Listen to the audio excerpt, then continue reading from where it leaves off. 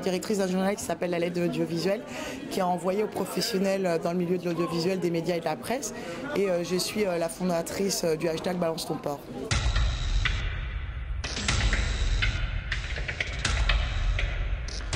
Oui, c'est clairement, c'était dans l'air, même avant l'affaire Weinstein, puisque je vis aux États-Unis, je vis à New York.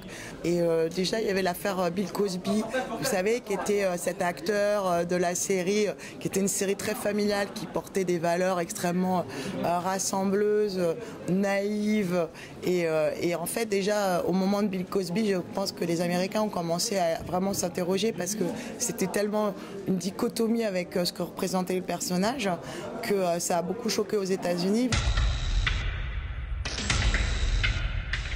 Le porc, c'est donc un animal que j'aime beaucoup, mais en l'occurrence, c'est aussi un nom un peu drôle pour désigner des personnages masculins qui ont des comportements inappropriés avec les femmes. Un gros porc, c'est un gros porc, hein, on ne va pas se le cacher. Donc il se trouve que Weinstein s'appelait aussi le porc sur la croisette. Et puis ce terme de balance, je l'ai trouvé comme ça, d'un seul coup, sans y réfléchir. J'ai pas fait une étude marketing derrière. Et je pense que j'ai été alimentée par une sorte de colère, parce que je pensais moi-même à mon agresseur en disant ça suffit. C'était un mot fort, c'est pas un mot élégant, et comme disait l'excellente Danielle Mermion, le mot porc n'est pas élégant, mais est-ce qu'une agression sexuelle ou un viol ou ne serait-ce qu'une parole déplacée est élégant? Non, ça n'est pas élégant. Donc, et puis il y a un second degré aussi qu'il faut pas oublier, il faut à un moment dédramatiser, agir. Et regarde, ce mot est c'est quand même une expression drôle aussi au-delà de ça. C'est à la fois tragique, populaire, mais drôle. Il faut aussi quand même prendre un peu de distance et dédramatiser les choses tout en avançant et en construisant. Une amélioration, je crois que c'est vraiment en marche partout et en France et aux États-Unis. On a une amélioration de la condition de la femme. On a des hommes dans notre mouvement. On a un acteur noir américain. On a un homme, un autre homme, un designer.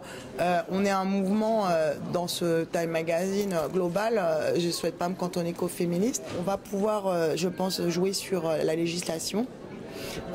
Qui est en train de changer. Marlène Schiappa m'a pas attendu parce qu'elle était en train de travailler sur un projet de loi sur le harcèlement.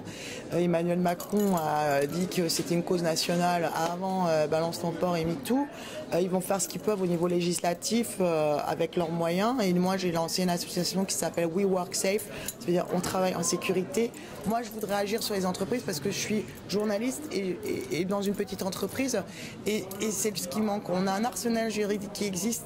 On a de très bonnes lois en France, on a un code du travail exceptionnel, des lois anti-harcèlement, on a des peines de prison prévues, on a des amendes. Il faut agir sur la formation, il faut agir sur l'information. Dès la maternelle, on peut changer les comportements. Il faut aussi que les hommes se prennent en main et je pense qu'ils le font. On en a beaucoup, nous. On a 40% d'hommes qui nous suivent sur Balance ton porc, c'est énorme. Et il est hors de question pour moi de faire un mouvement d'aide des femmes sans les hommes. Ça n'est absolument pas possible.